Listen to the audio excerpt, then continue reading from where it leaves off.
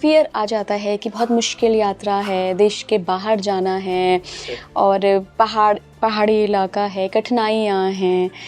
कैलाश यात्रा कैसी रही आपकी? जिस रूट से पांडवों ने भारत की जो हमारी स्टोरी रही है, सनातन की जो स्टोरी रही है, कैलाश की जो महत्व रही है, तो पांडव जिस रूट से वहाँ गए थे, शंकराचार्य जिस रूट से गए थे, उसी रूट से मिनिस्ट्री ऑफ एक्सटर्नल अफेयर्स लेके जाती है। चारों तरफ आप एक ही स्वर सुन रहे होते हो जो आपके अंदर चल रहा होता है। आपके अंदर चल रहा है ओम, पूरी ब्रह्मांड से आवाज आ रही है ओम, और सामने ओम दिख भी रहा है। आपकी रोम रोम में ओम, शरीर के कण कण में रोम, आपकी उस पूरी रूट में रोम, आप ओम स्नान करने लगते हो। तो इंडियन आर्मी आपको 1:30 बजे उठा के यात्रा कराती है। फिर धीरे धीरे ब्रह्म मुहूर्त आप पहाड़ पे देखते हैं, सुबह हो रही है, आप चल रहे हैं, चारों तरफ जैसे जिस पे नजर जा रहा है उस पे लग रहा है कि शिव की आकृति खटाक से बन जा रही है। आप पेड़ देखो, आप पत्थर देखो, आप नदी देखो, एक लाइट पुंज, प्रकाश पुंज आती है, छपाक से मानसरोवर पूरी वाइट हो जाती है और फिर वाइट वो लाइट आकाश में विलीन हो जाती है। कैमरे में सबकी आवाज आ रही, कहाँ कहाँ कहाँ, आप लोग कैसे कह रहे हो दिख रहा है, कहाँ दिख रहा है? और हम लोग को लाइव दिख रही है और हम लोग कहा वो लाइट, वो प्रकाश, अरे वो देखो ऊपर गई, देखो ऊपर आ रही है, माय गॉड, सबके रोए खड़े, गुरुजी हमें नहीं दिख रहा, हमें नहीं दिख रहा। और हम दोनों लोग आराम से उस देव स्नान को देखे।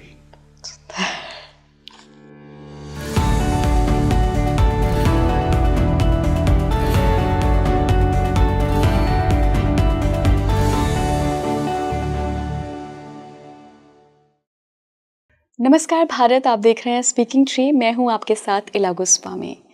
अगर आप कोई भी काम कर रहे हैं तो कुछ देर के लिए, लगभग 1 घंटे के लिए, वो सारे काम रोक दीजिए और पूर्ण रूप से आपकी जो कॉन्शियसनेस है, जो आपकी अवेयरनेस है, वो इस पॉडकास्ट में लगाइए। क्योंकि आज हम कैलाश, सचमुच जो कैलाश है, जो एटर्नल माउंटेन कैलाश है, उसको जानेंगे, उसकी यात्रा को जानेंगे। और इस यात्रा को क्यों इतना चमत्कारिक माना जाता है। आपने बहुत सारे लोगों के अनुभव सुने हैं, लेकिन जो आज का ये पॉडकास्ट है ना, ये इसमें मुझे खुद अनुभव हुए। मैंने खुद मानसिक रूप से कैलाश की यात्रा की और साथ ही ये भी जाना कि क्यों ज़रूरी है कैलाश जाने से पहले कैलाश को जानना। क्या बाबा सिर्फ उन्हीं लोगों को बुलाते हैं जिन पर उनकी कृपा होती है और जिनको वो बुलाना चाहते हैं, जिनकी तैयारी होती है कैलाश आने की? ये पूरी यात्रा कहाँ से शुरू होती है और कैसे बीच में एक रूट है जहाँ पर ओम पर्वत के दर्शन होते हैं। ये भी एक बहुत चमत्कारिक बाबा शिव का पर्वत है जहाँ आप ओम की ध्वनि को सुन सकेंगे। वो पूरा पॉडकास्ट में आप देखिएगा। धीरे धीरे जब आप आगे बढ़ेंगे इस पूरे वीडियो को सुनते हुए, तो ओम पर्वत के रहस्यों के बारे में भी जानेंगे। साथ ही कैलाश से थोड़े से किलोमीटर्स पहले एक ऐसा द्वार आता है, एक ऐसी जगह आती है जहाँ पर आपके पूर्वजों की जो एनर्जी है उसी द्वार से होकर कैलाश में विलय हो जाती है। ये एक बहुत ही नया कॉन्सेप्ट है, मुझे भी इससे पहले इस बारे में नहीं पता था। लेकिन जो मेरे आज के मेहमान हैं, उनकी खुद की यात्रा रही है लगभग 28 दिन की, 25 दिन की, जिसमें वो एक ऐसे रूट से कैलाश यात्रा पे गए थे जिस रूट से पांडव गए थे, जिस रूट से हमारे शंकराचार्य गए थे। तो बहुत ही अनुभवों से भरा हुआ है आज का ये पॉडकास्ट। मैं बहुत बहुत स्वागत करना चाहूँगी मेरे आज के मेहमान का, गुरुजी मुनीश सिन्हा, जो कि एक फिलॉन्थ्रोपिस्ट हैं, साथ ही स्पिरिचुअल गुरु हैं, मेडिटेशन गुरु हैं। बहुत बहुत स्वागत है गुरुजी आपका speaking. Thank you so much मुझे बुलाने के लिए।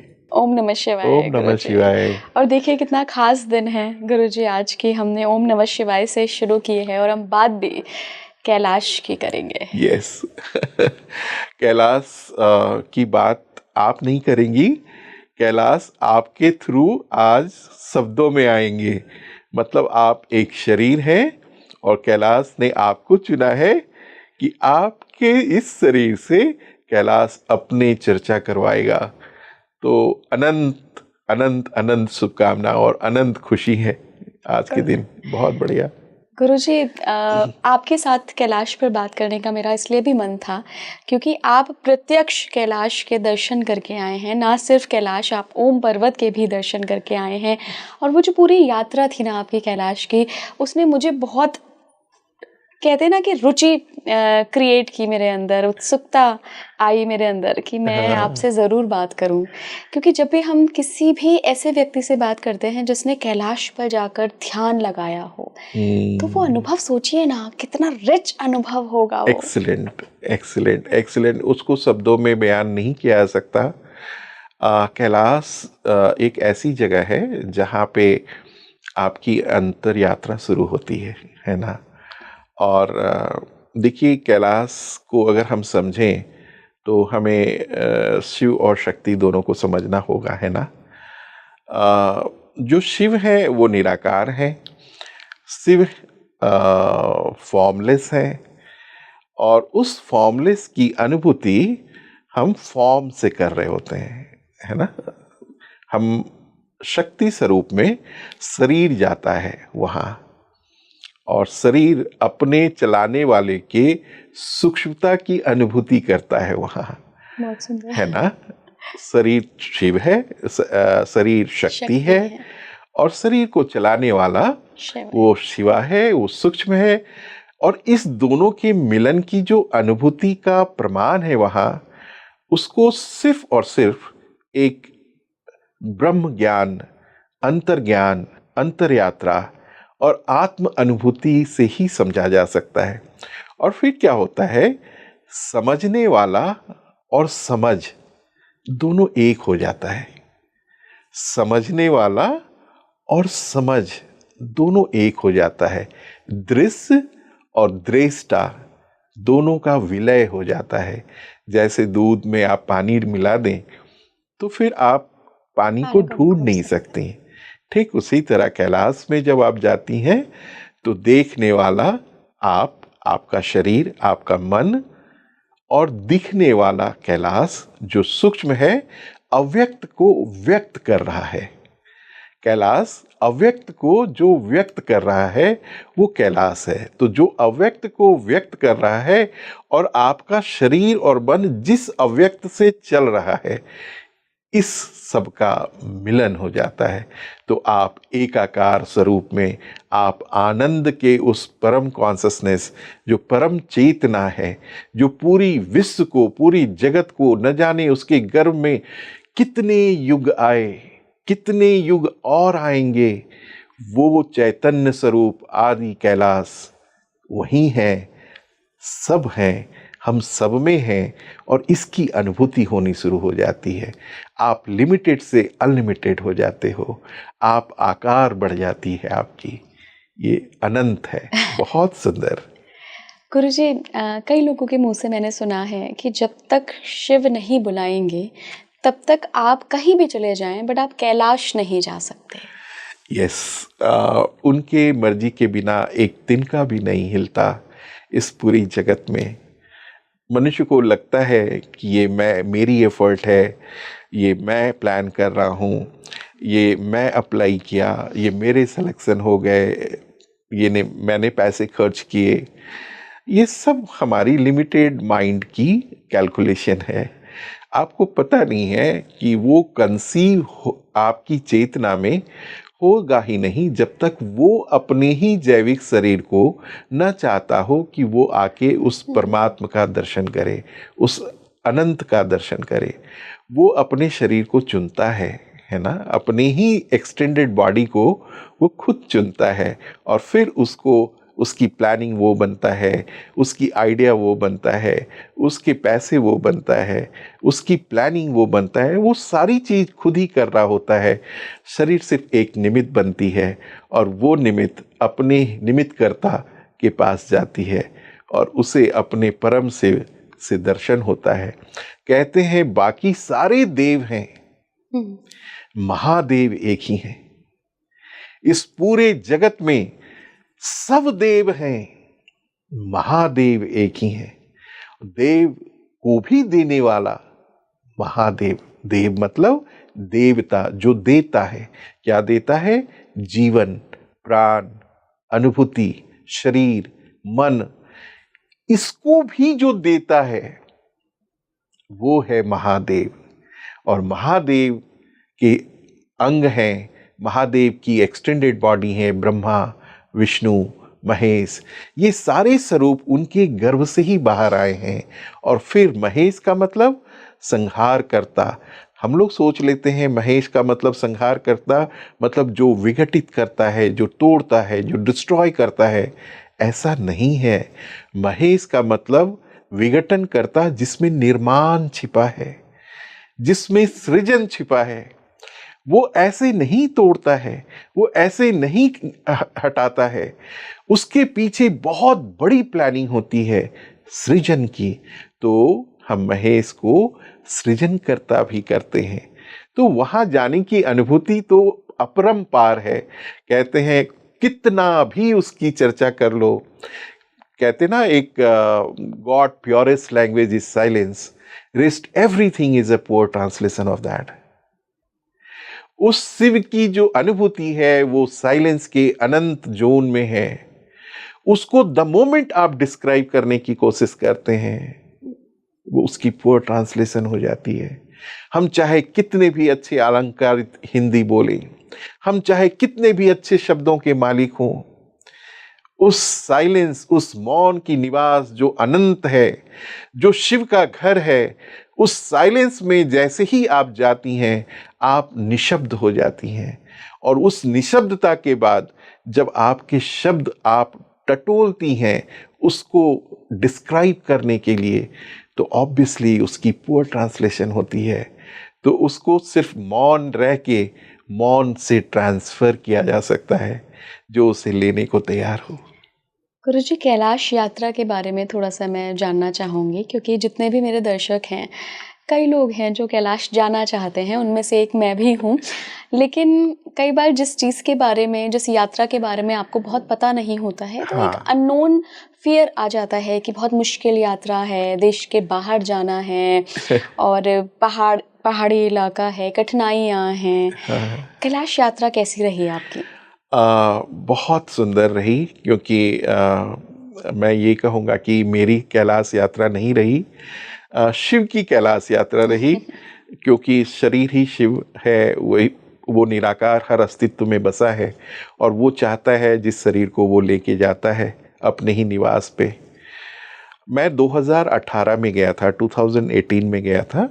और बहुत सारी एजेंसियां हैं जो कैलाश लेके जाती हैं, प्राइवेट्स ऑपरेटर बहुत हैं। सबके अपने अपने अनुभव हैं, सबकी अपनी अपनी प्लानिंग है, सबके अपने अपने डिज़ाइन किए हुए पैकेज हैं। मैं जो गया था, मैं MES के थ्रू गया था। ME, ministry of external affairs. इसके अप्लाई होती हैं। ये पहले पेपर्स में एडवर्टाइज करते हैं कि मार्च में ये एडवर्टीजमेंट निकलती है और मार्च में निकलती है कि आप जो भी जाना चाहते हो आप उसको फॉर्म भरो। तो आप फॉर्म भरते हो और बाबा की कृपा होती है तो उस लॉटरी में आपका सिलेक्शन होता है। क्योंकि अप्लाई करने वाले, जहाँ तक मुझे पता है, 2.5 से 3 लाख होते हैं और उसकी सिलेक्शन बहुत कम लोगों की होती है और 18 ग्रुप जाती हैं और एक ग्रुप में 60 लोग होते हैं। तो कौन से ग्रुप में आपका चांस मिलेगा, यू नेवर नो। लेकिन बाबा अगर आपको बुला रहे हैं तो किसी ना किसी ग्रुप में आप आ जाओगे, आपकी लॉटरी निकल जाएगा।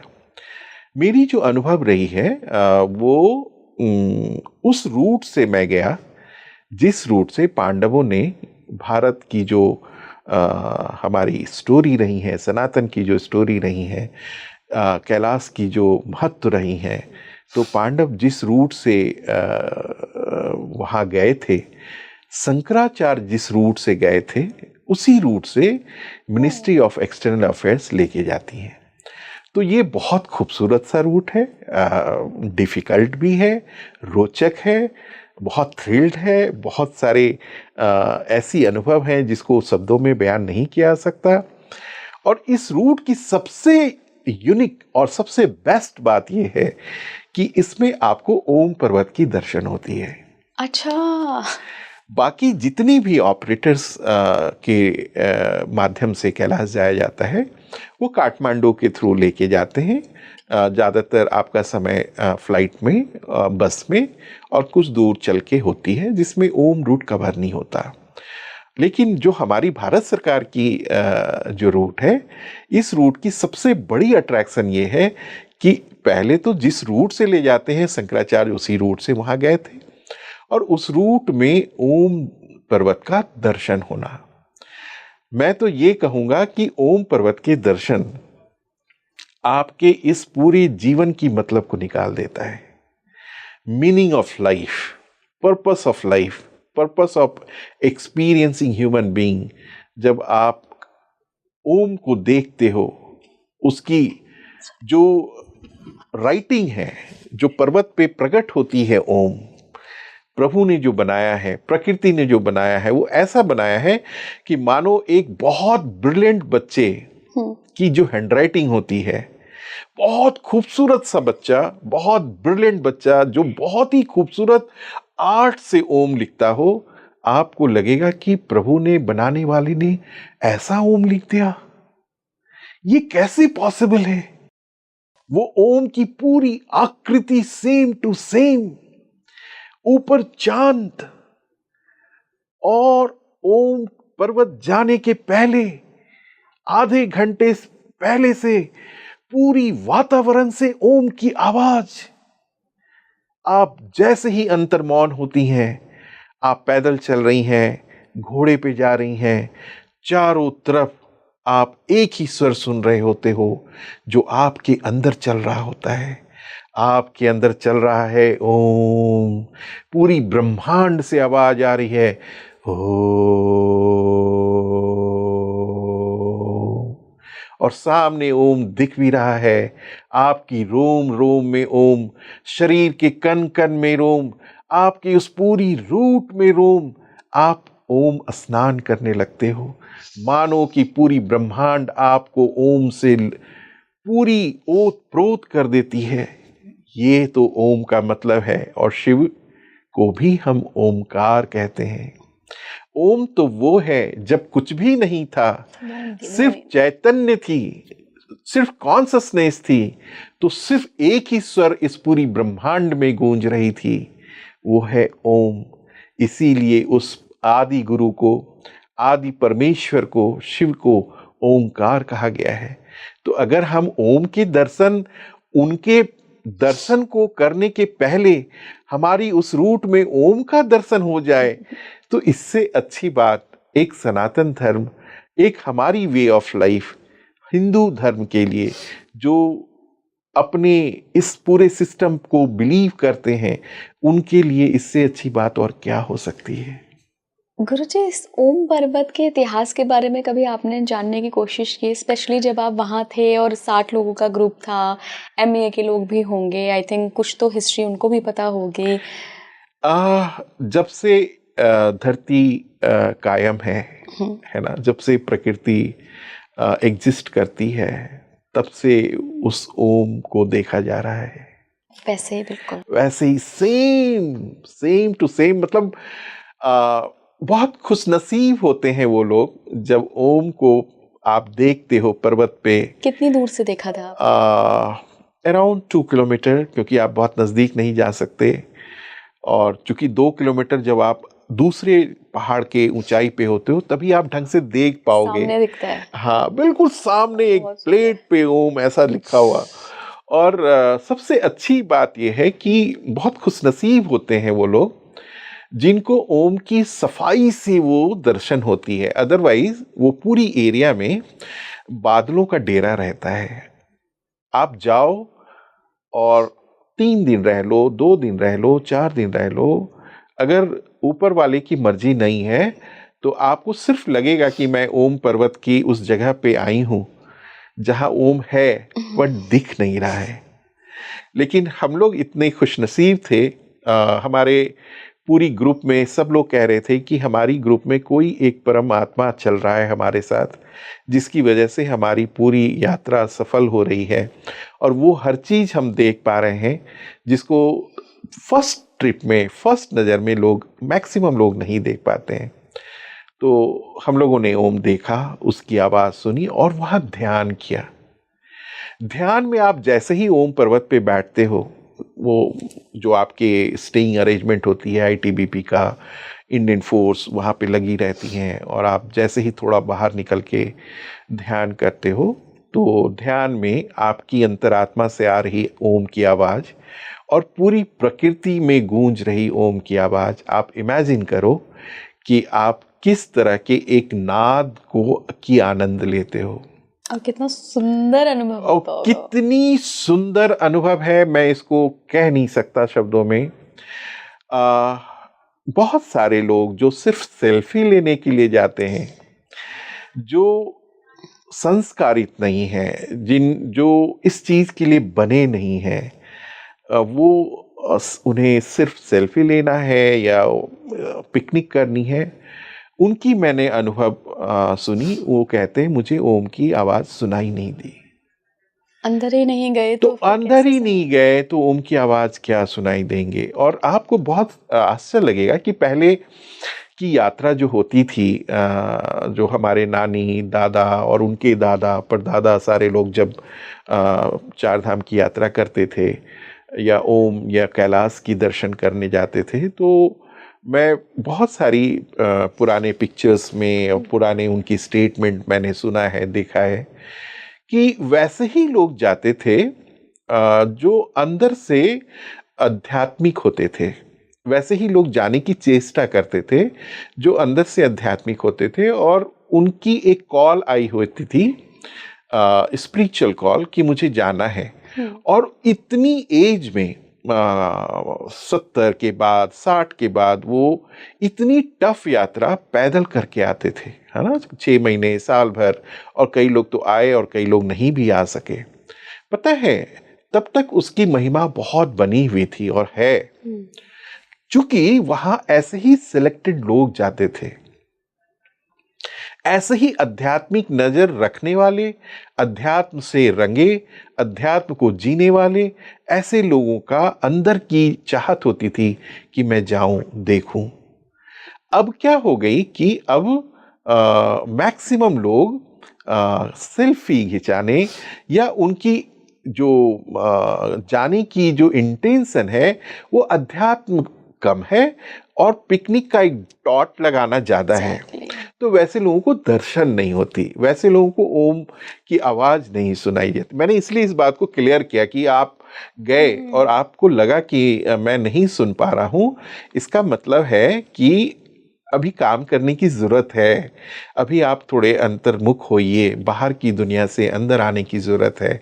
और अंदर जब आएंगे तो सिर्फ ओम ही बचता है, ओम के अलावा, वो नाद के अलावा और कुछ बचता नहीं है हमारे पूरे उस चैतन्य स्वरूप में ना। दरअसल तो क्या होता है ना हाँ, गुरुजी, कि जब भी हम आध्यात्मिक अनुभवों की बात करते हैं तो मैंने ऐसे बहुत सारे लोग देखे हैं, सो कॉल्ड रैशनलिस्ट, एंड जो अपने आप को बहुत प्रैक्टिकल माइंडसेट का बताते हैं कि अगर मैं पैरासीटामोल खा रहा हूँ तो मेरा दर्द भी शांत होगा और आपका भी होगा, लेकिन जो आपको अनुभव हो रहा है वो अगर ओम है तो मुझे क्यों नहीं सुन रहा है और आपको सुन रहा है। तो शायद आध्यात्मिक अनुभवों की बात वही कर सकता है जिसकी वो पात्रता है। यस, बहुत सही इला जी, आपने इतना सुंदर बात बोला है। मान लो कि आपके पास 5 लीटर वाला कटोरा है, आप उसमें 10 लीटर दूध ले पाओगे क्या? नहीं ले पाओगे, सारी ओवरफ्लो में खत्म हो जाएंगी। तो पात्रता बहुत जरूरी है ना, पात्रता बहुत ज़रूरी है, तभी आप उसको एडॉप्ट कर सकते हो, उसको अपने में संभाल सकते हो। और पात्रता पाने के लिए सबसे ज़्यादा ज़रूरी है ध्यान करना। वो खुद ही खुद जगह बनाना शुरू कर देती है वो पात्रता। ध्यान एक ऐसी चीज़ है, जैसे ही आप मौन होती हैं, जैसे ही आप अपने अंदर की यात्रा शुरू करती हैं, अपने आप की दृष्टा बनती हैं, अपने से पूछती हैं कि मैं कौन हूं, और ये पूछने वाला निराकार अस्तित्व अव्यक्त अनुभूति कौन है, पूछने वाले की अव्यक्त अनुभूति को किस नाम से मैं जानूं, वही आपका ब्रह्म स्वरूप होता है, वही आपका आत्म स्वरूप होता है। तो आप आराम से अपनी आत्मा की दर्शन कर सकती हैं, शिव की दर्शन कर सकती हैं, उसे ही शिव कहते हैं, वही शिवोहम है।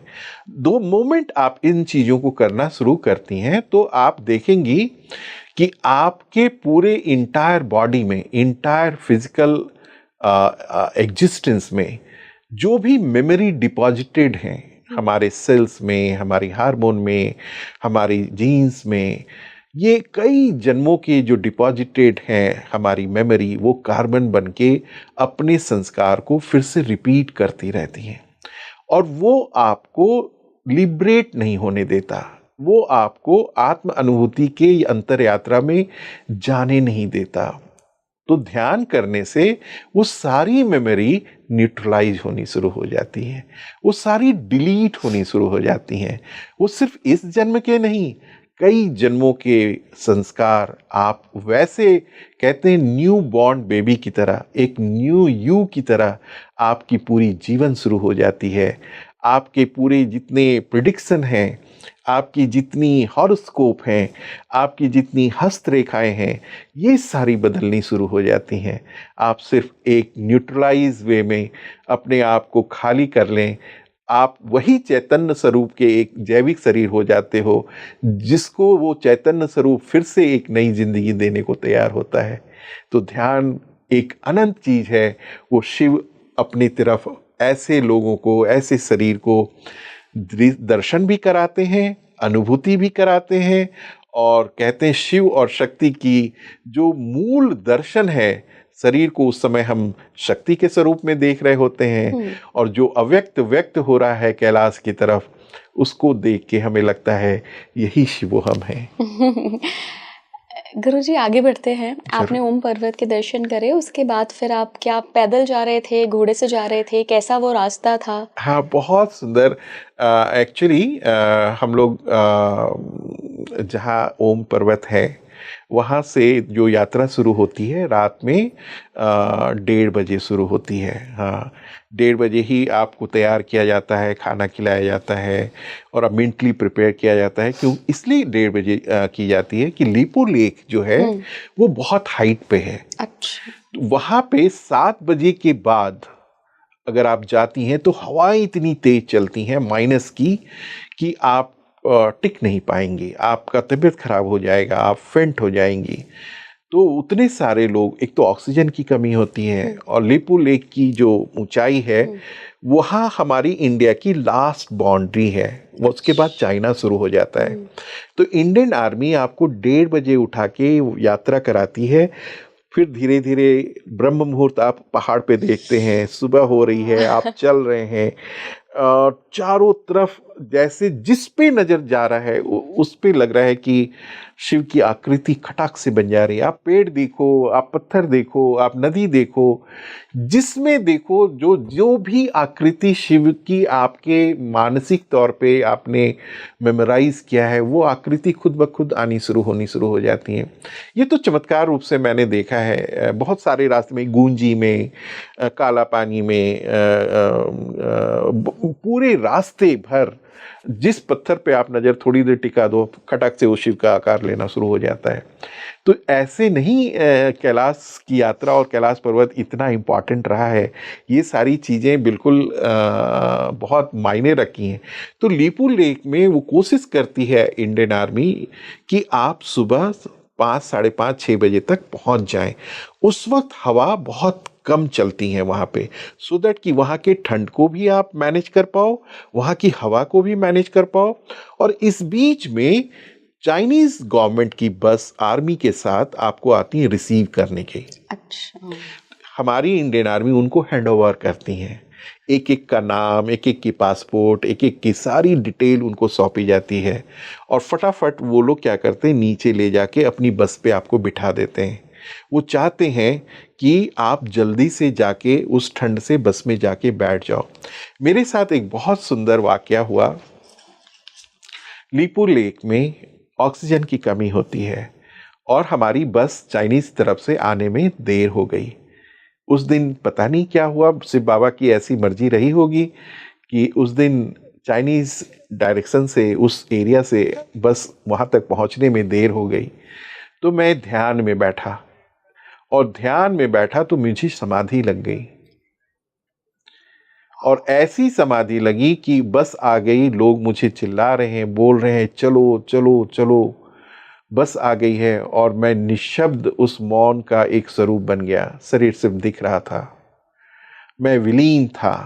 फिर थोड़े टाइम के बाद जब लोगों ने बहुत प्रयास किया तो हमारी फिर नींद जागी, समाधि से हम धारण स्वरूप में आए।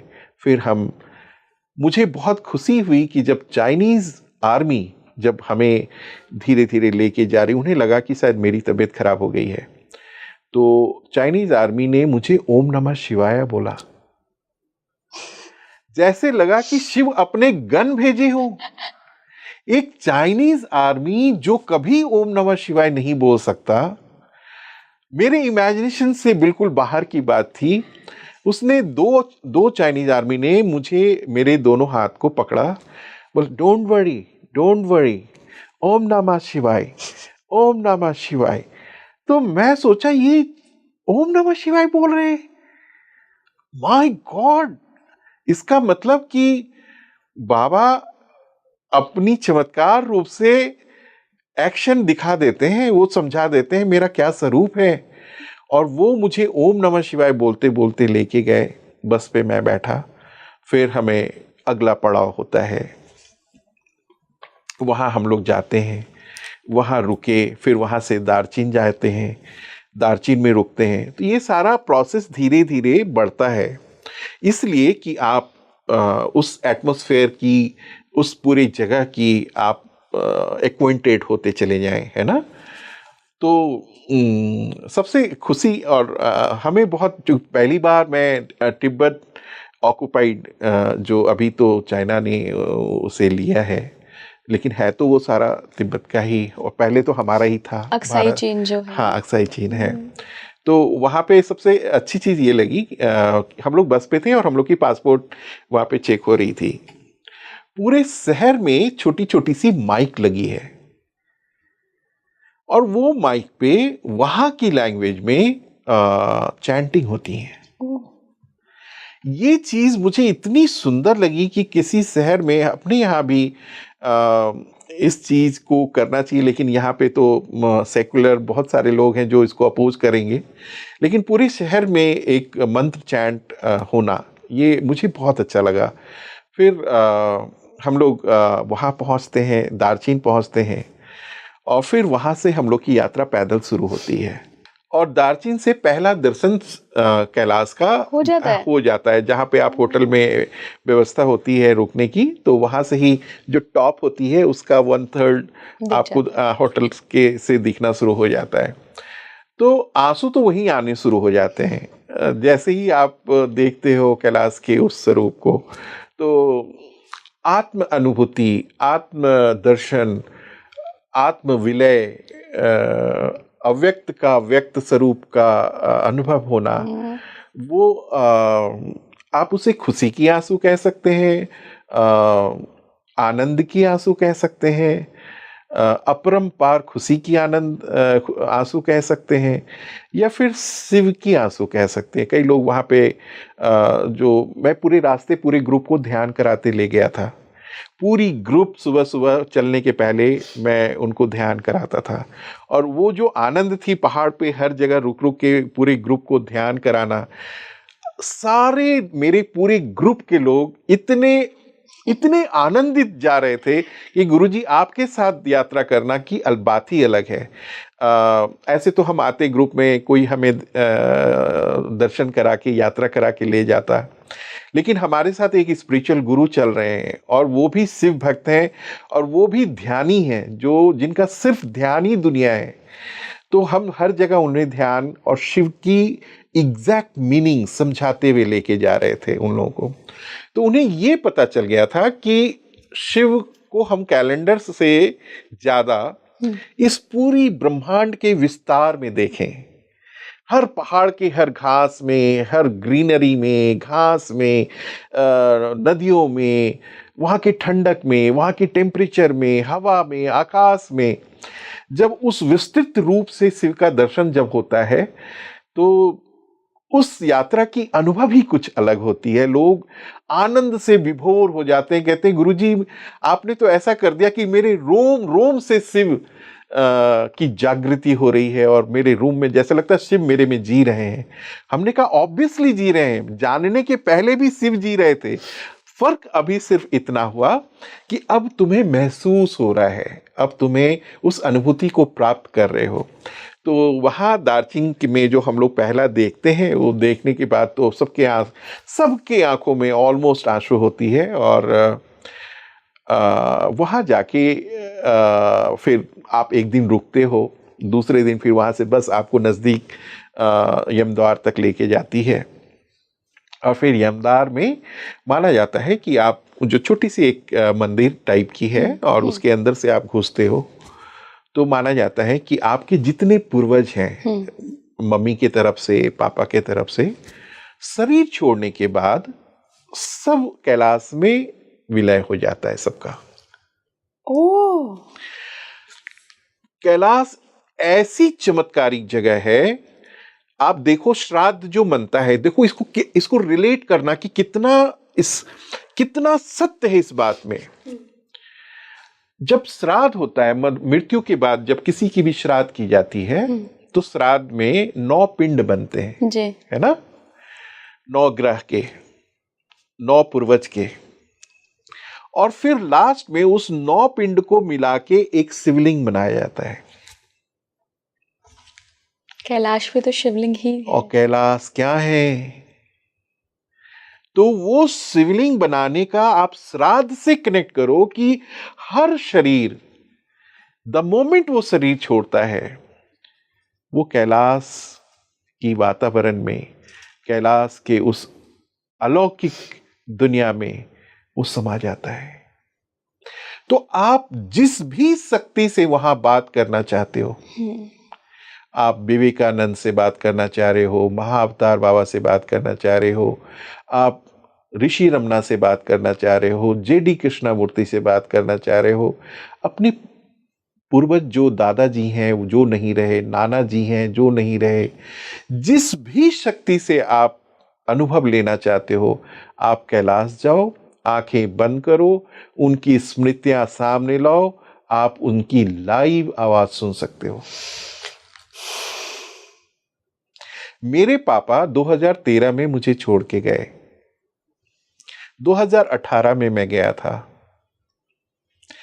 पूर्णिमा का दिन था जिस दिन हम कैलाश पहुंचे थे। ओह, बहुत सुंदर। आप समझ सकते हो, कैलाश की रात पूर्णिमा की हो, मस्तक पर विराजमान आप है। मतलब आनंद के कोई सीमा नहीं बची थी, उस अनुभूति की कोई सीमा नहीं बची थी। मैं रात में उठा और ध्यान करने बैठ गया। सामने चमकता हुआ कैलाश का वो विराजमान स्वरूप, जिसे अव्यक्त को व्यक्त करते हुए हम देख रहे थे। अव्यक्त जो इतना खूबसूरत है, वो व्यक्त होके अपनी खूबसूरती को बता रहा है। मस्तक पे चांद का विराट बड़ा चांद, ऐसी चांद, क्योंकि आपकी हाइट जब बढ़ जाती है तो जितनी भी छोटी छोटी चीज यहां से दिखती है वो बड़ी बड़ी दिखती हैं वहां। इतना विराट चांद, और उस चांद की प्रकाश पूरे चमकते हुए कैलाश की जो अनुभूति दे रहा था, मैं कह नहीं सकता। मैं फिर से कहता हूं कि God purest language is silence, rest everything is a poor translation of that. उसे सिर्फ और सिर्फ अनुभूति में समझा जा सकता है। मैं जैसे ही ध्यान करने बैठा और मैंने अपने पापा को याद किया, पापा आप यहां नहीं आ पाए, और मेरे जितने पूर्वज हैं, मेरे मम्मी के तरफ से, पापा के तरफ से जितने भी पूर्वज हैं, जिनका एक दिन सपना रहा होगा कि मैं काश कैलाश गया होता, मैं उन सब पूर्वज योनि को हाथ जोड़ के निवेदन कर रहा हूं और प्रार्थना कर रहा हूं कि आपका एक अंश, आपका ये शरीर जो जीवित है और अपने इस शरीर से अव्यक्त की दर्शन कर रहा है, मेरे थ्रू पूरी योनि दर्शन कर रही है। आप सब मेरी आंखें बने, आप सब मेरे दर्शन बने, आप सब इस कैलाश के अनंत शिवोहम की दर्शन करें। तो ये जब दर्शन मैं कर रहा था, वो जो चमत्कारिक रूप से मुझे आवाज़ सुनाई आई, खुश रहो बेटा, तुम यहाँ आए हो, मैं भी यहीं कहीं हूँ। मुझे बहुत अच्छा लगा कि तुम इस भाव से दर्शन कर रहे हो, अपने पूर्वजों को दर्शन करा रहे हो, उन सब की इच्छाओं को पूरा कर रहे हो जिनका शरीर स्वरूप में आके यहाँ दर्शन करना एक सपना था। उन सब की तरफ से तुमको आशीर्वाद। तो जो भी जाए कैलाश, जो भी जाए कैलाश, एक काम जरूर करना कि आप सिर्फ शरीर नहीं हो, आप कितनों के अरमान हो, आप आपके परिवार के कितने जन्मों के लोगों की एक जैविक शरीर हो जो इस युग में हो। उनके सपनों को पूरा करना। जब आप जाना, आप कहना उन पूरे शरीर की मैं इस शरीर हूँ, मेरी आंखें ये आपकी आंखें हैं, मेरी ये अनुभूति आपकी अनुभूति है। जब आप इस चक्र को करोगे, जब आप इस फीलिंग के साथ कैलाश की दर्शन करोगे, तो सच में शिवोहम ही बचेगा और शिवोहम ही शिवोहम हो जाएगा। हर रूप में शिवोहम हो जाएगा, आपके पूरे जीवन में शिवोहम हो जाएगा, जीवन ही शिवोहम हो जाएगी। और सबके साथ जो सोचोगे वैसा जीवन में चमत्कार रूप से होना शुरू हो जाएगा। ये कैलाश की इतनी बड़ी शक्ति है कि वो एकाकार कर देता है, आपकी लिमिटेड से आपको अनलिमिटेड बना देता है। तो गुरुजी हम कह सकते हैं कि हमारे जो पूर्वजों की आत्माएं हैं, जो सोल हैं, उनकी जो एनर्जी है वो कैलाश में है। यस, कैलाश एक ऐसी जगह है। देखो, मैं एक बहुत एग्जाम्पल के साथ बताता हूं आपको। जैसे कि एक अंधे को सामने हाथी रख दो, तो जिसने उसकी टांगे पकड़ी तो क्या वो बड़ा सा खंबा सा है कुछ, जिसने सूट पकड़ी उसने कहा कोई पतला सा है, जिसने पूंछ पकड़ी। तो ह्यूमन माइंड से समझा गया हुआ कैलाश कि बहुत सारी स्टोरीज हैं, है ना। ह्यूमन माइंड जो प्रिडिक्ट करता है, जो इमेजिन करता है, तो उसकी जो अवस्थाएं होती हैं बहुत लिमिटेड होती हैं, है ना, बहुत लिमिटेड होती हैं। सब मानना चाहिए, सबकी अपनी एक धारणा है, सबके अपने एक्सपीरियंस है, सबकी अपनी खूबसूरती है, तभी तो ये विश्व इतना सुंदर है ना। अगर एक ही फूल होता तो मज़ा नहीं आता, हजार तरह के फूल हैं, हजार तरह की एक्सपीरियंस है, तो इसका खूबसूरती अलग है। लेकिन इन चीज़ों से परे होके जब आप कैलाश को समझती हैं, तो वो शिव का निराकार अस्तित्व जो अव्यक्त है उसका व्यक्त स्वरूप है ना, जिसको हम देख नहीं सकते, जिसके थ्रू देख सकते हैं वो। और शरीर वहाँ शक्ति स्वरूप में होता है, शक्ति के थ्रू ही आप शिव का दर्शन कर रहे होते हैं। और अर्धनारीश्वरी हम शिव को बोलते हैं ना, बिना उस शक्ति के शिव नहीं, शक्ति नहीं, और बिना इस शक्ति के वो शिव नहीं। तो ये दोनों जॉइंटली वहाँ पे काम कर रहे होते हैं, आप उसका लाइव प्रमाण वहाँ पे फील कर सकते हो। अच्छा गुरुजी, जब आप 52 किलोमीटर चल के, पहले तो आपने होटल से वो सिर्फ टॉप देख लिया था, हाँ। लेकिन जब हम देखते हैं ना वीडियोस में भी कि इधर कोई बर्फ नहीं है, कुछ नहीं है, सामने कैलाश है जो पूरा बर्फ से ढका है, और सामने वो सुनहरी सूरज की रोशनी पड़ रही है, तो एकदम बहुत सुंदर लग रहा है। बहुत सुंदर। मैं आपको अपने देखा था पहली अनुभूति क्या हुई थी कि अरे मैं कहाँ आ गया? यस, मैं आपको ढेर सारी पिक्चर्स भेजूंगा। ऐसी पिक्चर्स बाबा की कृपा से ले पाया कि कभी सुनहरा, कभी गुलाबी, कभी वाइट, कभी बिल्कुल एमरल्ड के कलर की, कभी इस पर्पल टाइप की। प्रभु ने उतने क्षण में बहुत सारे कलर दिखाए। और जब आप जाते हो ना उनके साथ, जैसे जैसे आप नज़दीक आते जाते हो, तो करना ये चाहिए कि ओम नमः शिवाय की जाप करते रहनी चाहिए मन में, है ना। उसका तरीका है एक ऐसा, एक सांस में ओम, दूसरे में नमः, तीसरे में शिवाय। जैसे ऐसा बहुत लोग करते हैं ना, ओम नमः शिवाय, ओम नमः शिवाय, ओम नमः शिवाय। ये ध्यान का जाप नहीं है। ध्यान का जाप में अलग होती है। ध्यान की जो जाप होती है, मेडिटेटर लोग जो होते हैं उनकी जो जाप होती है वो होती है एक सांस में, जैसे ओ,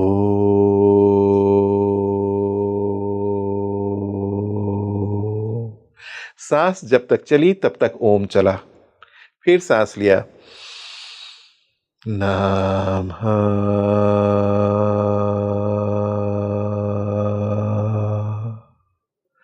सांस जब तक चली नमः चला, फिर सांस ली शिवाय।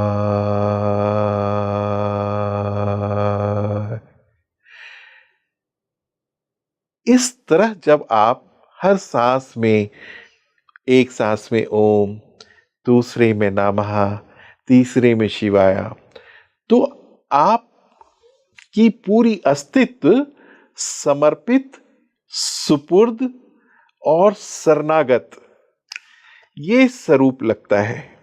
और कहाँ कर रही है? जो सामने अव्यक्त का व्यक्त स्वरूप है, जो दिशा विहीन है, वहां दिशाएं काम नहीं करती, वहां दिशाएं काम नहीं करती। वो पूरी पृथ्वी का सहस्त्र चक्र है, जहां से पूरी ब्रह्मांड इस धरती को कॉन्सेप्चुअलाइज किया था।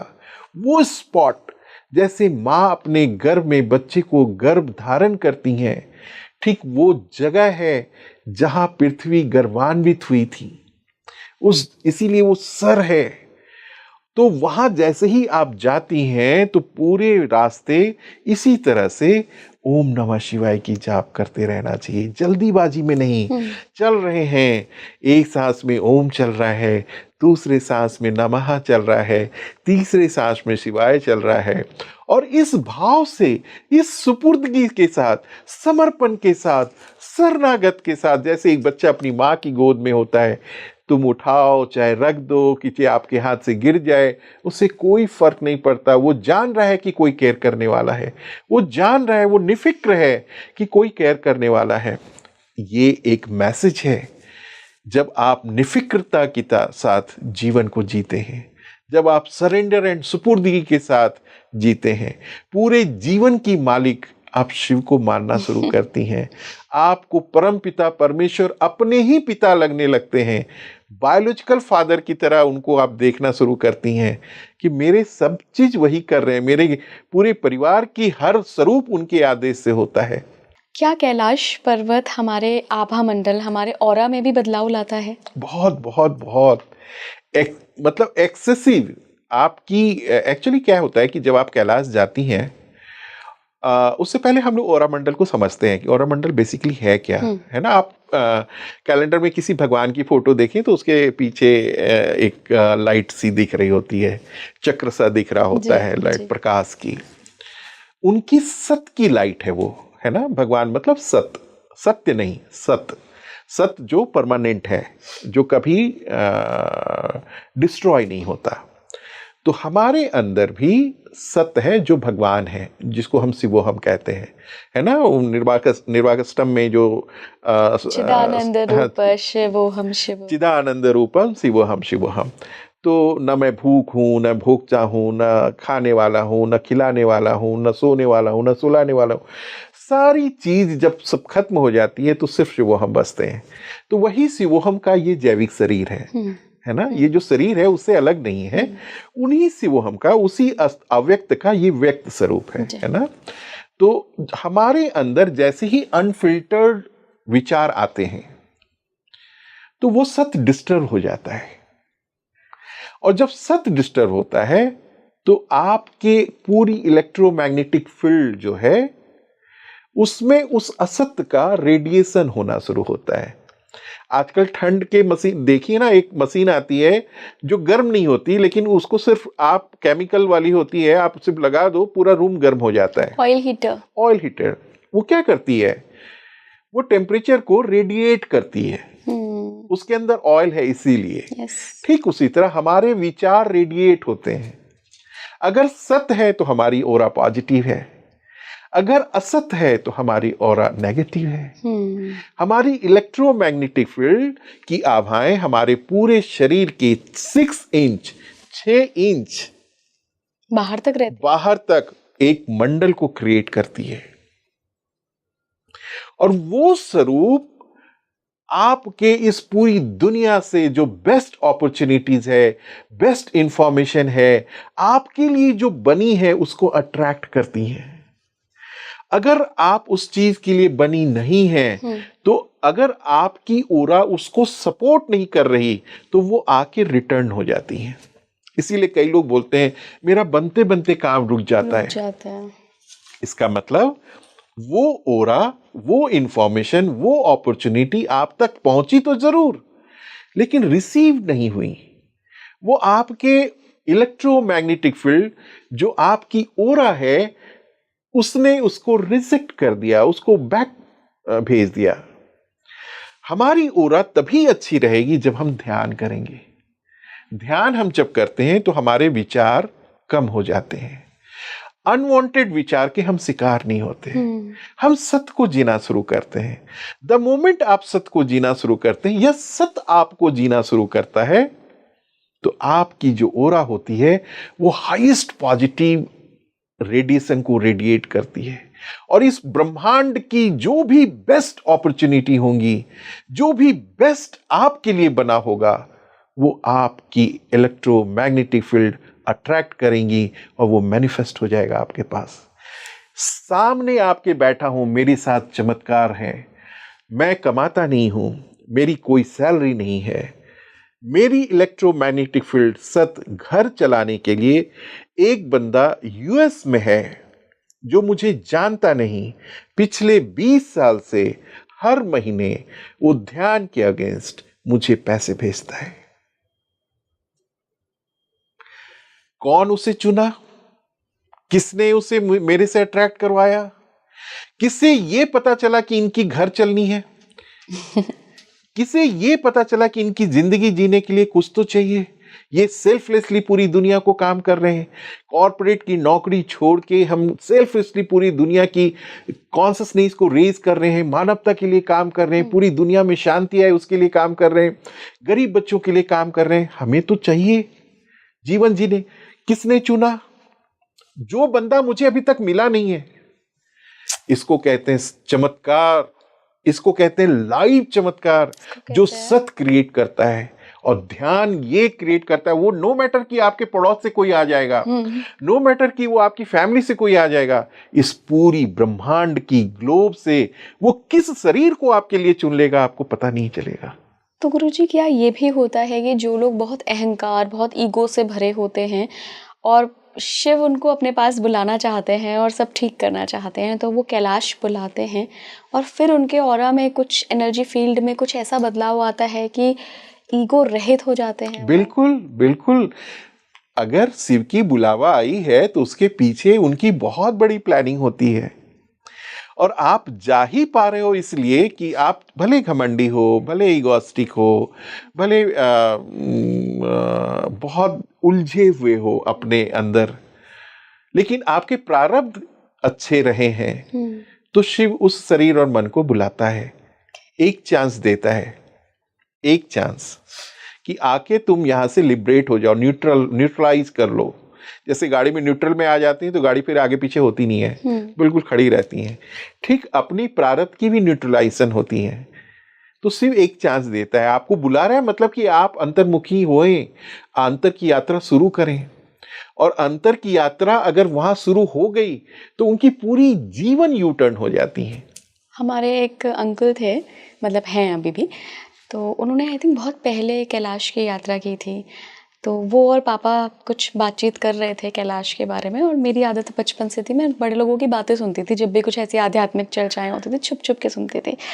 तो वो बता रहे थे वो बहुत शराब पीते थे, बहुत सिगरेट पीते थे, लेकिन एक अलग उनका कुछ प्रारब्ध रहा होगा कि शिव ने उनको बुलाया, और उस समय में जब बहुत कठिन हुआ करती थी यात्रा, कैलाश दर्शन करके आए वो।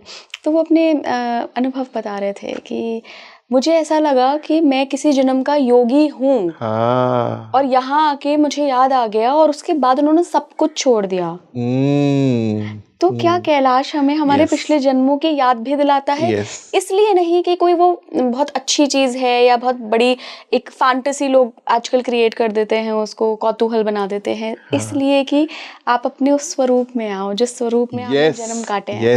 यस, आपने बिल्कुल सही बात बोला। और मेरे ग्रुप में भी एक शख्स थे जिनका 24वां बार था, वो 24, कैलाश। हाँ 24 टाइम्स से वो जा रहे थे।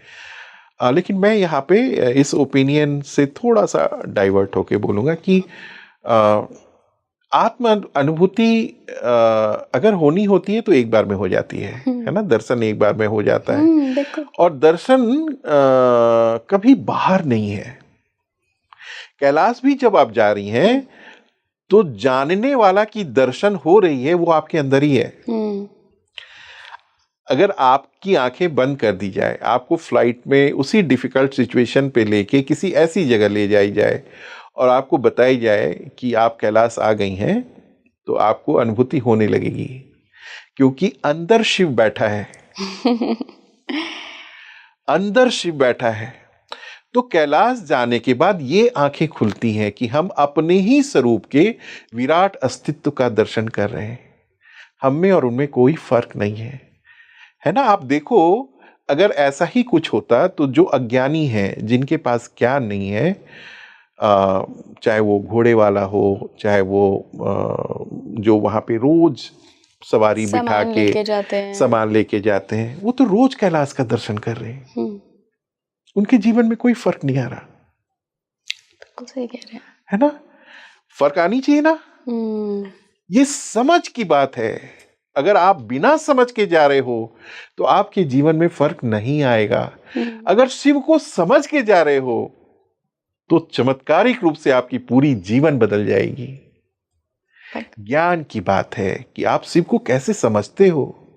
शिव को सिर्फ कैलेंडर में नहीं समझना है, शिव के उस मौन अस्तित्व को समझना है, शिव के उस आदि स्वरूप को समझना है, शिव के उस अव्यक्त स्वरूप को समझना है। और जो अव्यक्त स्वरूप है उसी का व्यक्त ये शरीर है। तो कैसे जुदा हो सकते हो आप उससे? आप किस लेवल पे आप शिव से जुदा हो सकते हो? वही शक्ति यहां बैठ के आपसे बात कर रही है, वही शक्ति वहां बैठ के हमारी बात सुन रही है। हम दोनों लोग एक ही वही शिवोहम के स्वरूप हैं, सिर्फ नाम रूप व्यवहार अलग है। सुंदर। नाम रूप व्यवहार अलग है। ये पूरी प्रकृति की नाम रूप व्यवहार अलग है, सब में शिवोहम है। जब इस स्वरूप में जीते हो तो सुबह जब उठोगे आप पानी पीने और अपनी खिड़की से बाहर देखोगे, जब मौन की अवस्था रहती है पूरी कॉलोनी में, पूरी अपार्टमेंट में, आप शांत से वृक्ष को देखना, आपकी उसके अंदर से शिव की आवाज आती है। ओ शिवाय, ओ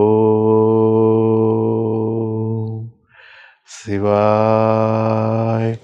आकाश देखो तो ये आवाज आ रही है, पृथ्वी देखो तो ये आवाज आ रही है, आंखें बंद की तो ये आवाज आ रही है। ये अव्यक्त का व्यक्त स्वरूप है। जब शिव को समझ लेते हो तो समझने वाला और समझ दोनों एक हो जाता है। फिर शिव ही जी रहा होता है, शरीर विलय हो जाता है। गुरुजी, कैलाश की बात हो रही है तो मानसरोवर की बात तो होना लाजमी है। मानसरोवर का अनुभव आपका कैसा रहा है? बहुत सुंदर। मानसरोवर मानस से जुड़ा है, मन से जुड़ा है ना। उसको मानसरोवर इसीलिए बोलते हैं। हमारा मन स्थिति, मन की स्थिति, उसका सरोवर है वो, जहाँ पे सिर्फ और सिर्फ विष्णु, ब्रह्मा, कैलाश, महेश बसते हैं। सबसे चमत्कारिक रूप से वहां पे जो बेस्ट चीज अनुभव करने वाली चीज है, कैलाश से एक नदी की धारा, जल की धारा बहती है, ठीक है। अच्छा। वही धारा एक तरफ आती है तो वो मीठा पानी होता है मानसरोवर का। वही धारा जब दूसरी तरफ जाती है वो है रावण तल, राक्षस तल, वहां का पानी खारा है। इसको सूक्ष्म रूप से समझने की बात है कि जो सत्य है, सत्य की धारा सबके लिए एक होता है। ये डिपेंड आप पे करता है कि आप कौन सा रास्ता चूज करते हो।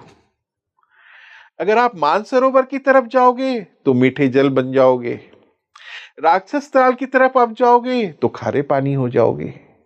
और राक्षस ताल और मानसरोवर में ये कितनी खूबसूरत सी चीज है कि सेम पानी वहां पे खारा है, सेम पानी यहाँ पे मीठा है। और जितनी देव श्रेणी है, जितने देव श्रेणी है, 12 बजे रात के बाद अगर प्रभु ने आपके शरीर और मन को चुना है उस दृश्य के लिए, तो आप एक लाइट पुंज, प्रकाश पुंज आती है, छपाक से मानसरोवर पूरी वाइट हो जाती है और फिर वाइट वो लाइट आकाश में विलीन हो जाती है। ये हमारे 60 लोगों की ग्रुप में कैमरा लगा के सब लोगों ने बोला कि आज गुरुजी आपके चलते हम लोग भी दर्शन करेंगे। और हमें तो लगता है कि आपकी वजह से हम लोग का सबका दर्शन होगा, भगवान आज हम लोग को दिखा देंगे। हमने कहा बहुत मेहरबानी और बहुत हमें खुशी होगी कि सबको दर्शन हो जाए। रात के 12 बजे हम लोगों ने 5-6 कैमरे लगाए। सिर्फ 2 व्यक्ति, मैं और मेरे साथ एक अशोक सिंह है, वो गए थे। दोनों को दर्शन हुआ।